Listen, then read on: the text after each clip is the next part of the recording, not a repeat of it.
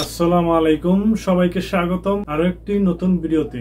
নতুন যারা সৌদি আরব কাজের বিষয়ে আসবেন, বর্তমানে 4 ধরনের লোক সৌদি আরবে না আসাই ভালো। 4 ধরনের লোক সৌদি আরবে আসলে তারা বিপদে পড়বে, এটা শিওর। এই 4টা প্রবলেমের যে কোনো একটা যদি তার ভিতরে থাকে, তাহলে সে সৌদি আরব আসার পর বিপদে পড়বে। বাকিটা আল্লাহ তাআলা যদি সহায়তা করে। কারণ বর্তমানে সৌদি আরবের পরিস্থিতি বুঝা এই কথাগুলা বলছি আমি। সৌদি আরবের পরিস্থিতি এবং কাজের পরিস্থিতি সব মিলিয়ে এই কারণগুলা বলতেছি। মূল ভিডিওতে যাওয়ার আগে আপনাদের কাছে ছোট্ট একটা রিকোয়েস্ট, এই চ্যানেলে যারা নতুন আছেন চ্যানেলটি সাবস্ক্রাইব করে পাশে থাকবেন। সৌদি আরবের নতুন নতুন তথ্য পেতে এবং ভিডিওতে অবশ্যই একটা লাইক করে দিবেন। সৌদি আরবগামী প্রবাসীকে দেখার জন্য অবশ্যই শেয়ার করে দিবেন। আমি 4 নাম্বার থেকে 1 নাম্বার পর্যন্ত বলবো। 4 নাম্বার যেটা, সেটা হলো লেখাপড়া না জানা।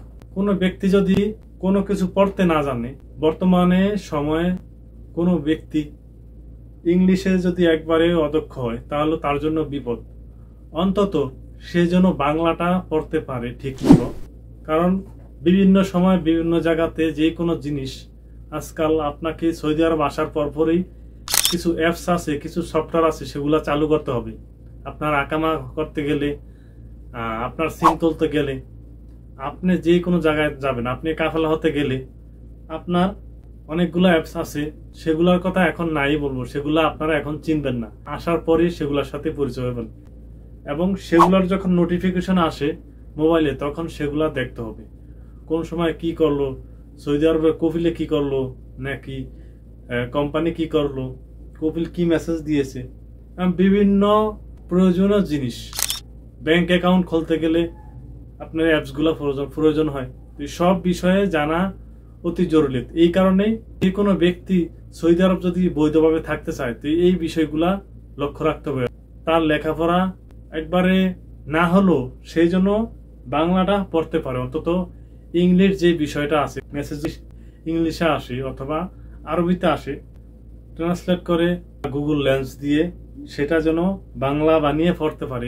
যদি এরকম বাংলাটা না পড়তে পারে, তাহলে তার জন্য সৌদি আরব না আসাই ভালো। এবার 3 নম্বর যে বিষয়টা, সেটা আরো গুরুত্বপূর্ণ। কোনো কাজ শিখা না থাকলে, দেখুন বর্তমানে সৌদি আরবে এমন একটা সময়, যারা কাজ জানে তাদেরকেও কাজ খোঁজে খোঁজে নিতে হয়। আর তাদের যদি মানুষ না থাকে কাজ দেওয়ার, তাহলে বহুত কষ্ট হয়। কারণ কাজ জানলো, কাজ দেওয়ার মানুষটা থাকা জরুরি। সৌদি আরবে এখন কাজের চেয়ে মানুষ বেশি, তো বুঝতেই পারছেন।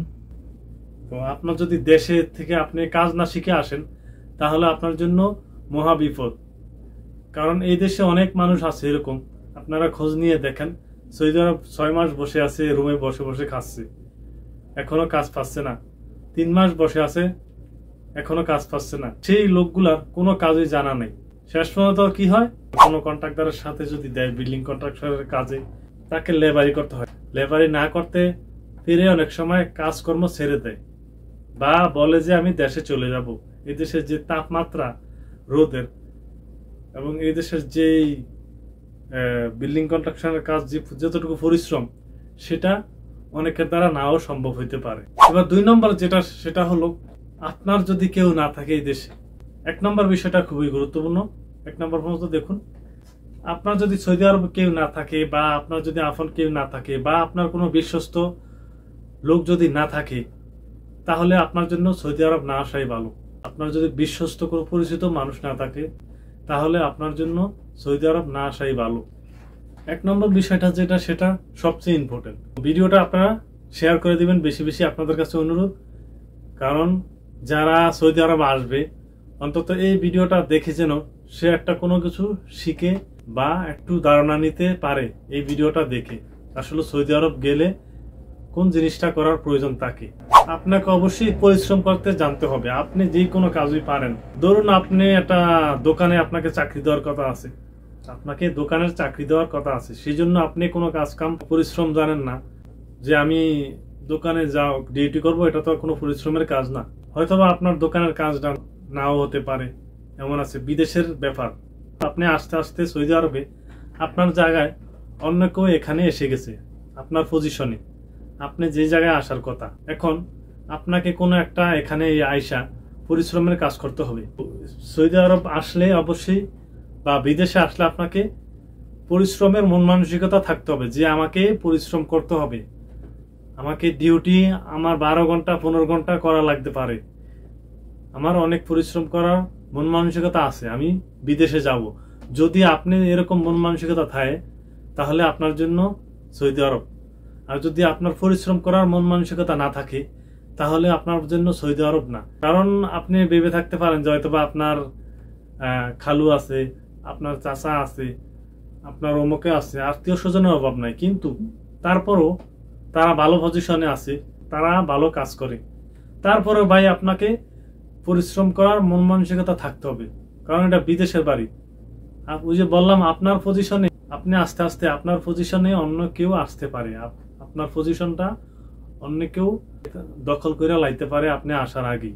সেই জন্য আপনাকে অবশ্যই পরিশ্রম করার মন মানসিকতা থাকতে হবে। ভিডিওটা এই পর্যন্ত দেখছেন তারা আর একটু কথা শুনুন ধৈর্য ধরে। আমি বাস্তবতা দেখেই কথাগুলা বলেছি, আমি কোনো আবেগে কথাগুলা বলিনি, আর আমি কোনো ভিউজ পাওয়ার জন্য আমি কথাগুলা বলি নাই। আপনাদেরকে ঠিক সৌদি আরবের যেরকম পরিস্থিতিটা সেরকমই আমি তুলে ধরছি আপনাদের মাঝে।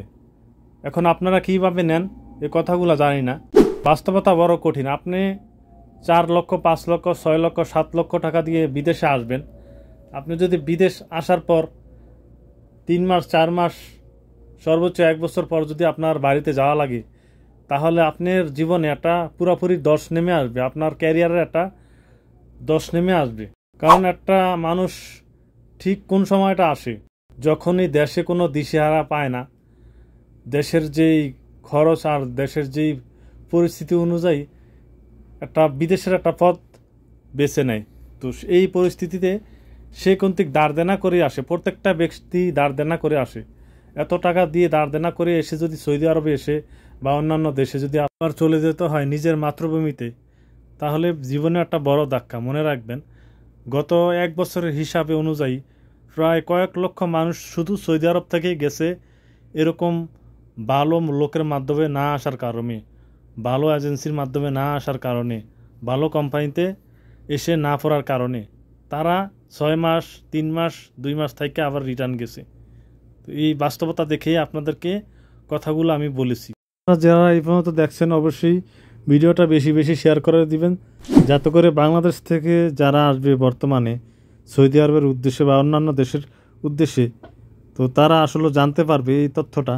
আর অবশ্যই এই চ্যানেলে নতুন হয়ে থাকলে চ্যানেলটি সাবস্ক্রাইব করে দিবেন, এবং ভিডিওতে কোনো মতামত থাকলে আপনি অবশ্যই কমেন্টস করে জানাবেন, অবশ্যই লাইক করে দিবেন একটা ভিডিওতে। ধন্যবাদ, ভালো থাকবেন, আল্লাহ হাফেজ, আসসালামু আলাইকুম।